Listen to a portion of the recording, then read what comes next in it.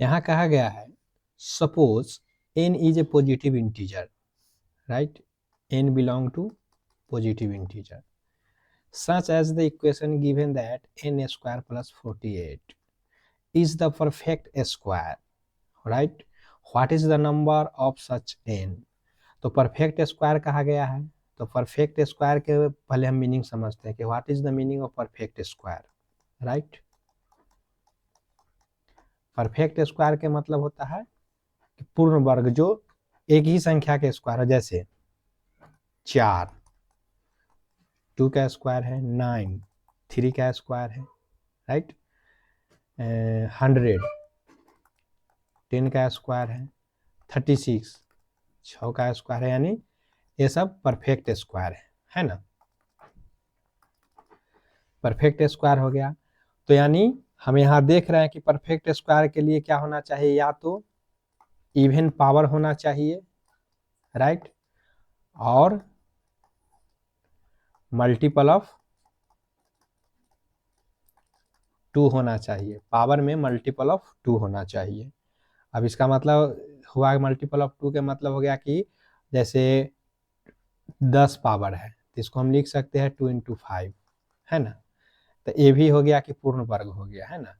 अब जैसे उदाहरण के लिए हम आपको बता रहे हैं मल्टीपल ऑफ 2 का मतलब क्या हुआ कि जैसे मान लिया जाए कि 3 पर 10 पावर दिए हुए हैं, तो ये भी परफेक्ट स्क्वायर है। कैसे, तो इसको हम ऐसे लिख सकते हैं 3 टू दी पावर 5 पर पावर स्क्वायर, है ना।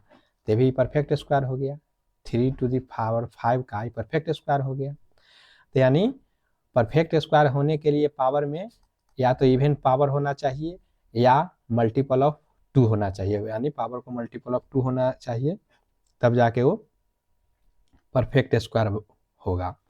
तो हम क्वेश्चन में देखते हैं, अकॉर्डिंग टू क्वेश्चन हम देख रहे हैं कि यहाँ given equation is that n square plus 48 जो है एक परफेक्ट स्क्वायर है। तो हम मान लिया लेट कि वो परफेक्ट स्क्वायर के स्क्वायर है, राइट। तो अब हम इसको we can write 48 equals to के स्क्वायर माइनस एन स्क्वायर। हमें भी जानते हैं कि A square minus B square equals to होता है A plus B into A minus B. हम इस फार्मूला का यहाँ यूज करेंगे, है ना। तो यहाँ लिख सकते हैं 48 इक्वल्स टू के square minus N square equals to हो गया k plus n into k minus n. अब हम यहाँ 48, अब ये दोनों का प्रोडक्ट है जो 48 के बराबर है, मतलब हम 48 का फैक्टर करेंगे, मतलब कि के प्लस एन और के माइनस एन है जो 48 का फैक्टर है, राइट। तो हम 48 का फैक्टराइजेशन करेंगे, 2 से करेंगे 24, 2 से 12, फिर 2 से 6, फिर 2 से 3, यानी 48 का फैक्टर क्या हो गया 1 × 48, दूसरा फैक्टर हो गया 2 × 24, तीसरा हो गया 3 × 16, है ना।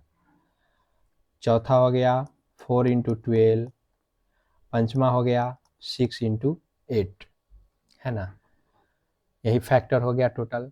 अब 8 को भी 2 × 2 × करके लिखेंगे, 3 × 2 करेंगे तो आखिरकार फिर 48, हमको 48 ही ना चाहिए। तो यहाँ दो वेरिएबल दिए हुए के और एन, है ना। तो हमको 2 वेरिएबल के फॉर्म में चाहिए, तो एक के प्लस एन हो गया, एक के माइनस एन हो गया, है ना। तो हम यहाँ ऊपर में देख चुके हैं कि परफेक्ट स्क्वायर होने के लिए क्या चाहिए, पावर को मल्टीपल ऑफ 2 होना चाहिए या उसको होना चाहिए मल्टीपल ऑफ इवन नंबर होना चाहिए, तब जाके वह परफेक्ट स्क्वायर को शो करेगा। तो यहाँ देखिए 1 × 48, राइट, ये क्या परफेक्ट स्क्वायर हो सकता है, ये सोच के देखिए। यहाँ 1 है, क्या ये मल्टीपल ऑफ 2 है, नहीं, 1 है, आगे 48 है, इसका 1 × 48 है, तो क्या है इसमें मल्टीपल ऑफ 2 है या इवन पावर है। यहाँ पावर के फॉर्म में भी देखेंगे तो 1 1 है ना, यहाँ 1 1 है, तो ना ही इवन पावर है और ना ही मल्टीपल ऑफ 2 है। तो इसका मतलब हो गया कि परफेक्ट स्क्वायर नहीं होगा। यहाँ 2 × 24 है, यहाँ देख रहे हैं कि मल्टीपल ऑफ इवन नंबर है, यानी ये हो जाएगा कि 2 हो गया, यानी परफेक्ट स्क्वायर होगा। यहाँ भी देख रहे हैं कि यहाँ भी परफेक्ट स्क्वायर नहीं होगा, ये परफेक्ट स्क्वायर होगा, ये परफेक्ट स्क्वायर होगा। यानी नंबर ऑफ देख रहे हैं कि टोटल कितना हो गया, 1 2 एंड 3, यानी 48 का परफेक्ट स्क्वायर में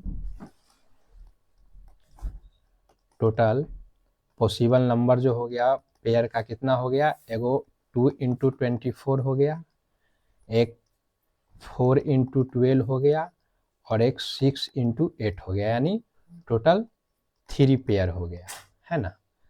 अब देखते हैं यहाँ गिवन ऑप्शन में, यानी टोटल 3 ऑप्शन हो गया, यानी option C is correct, right.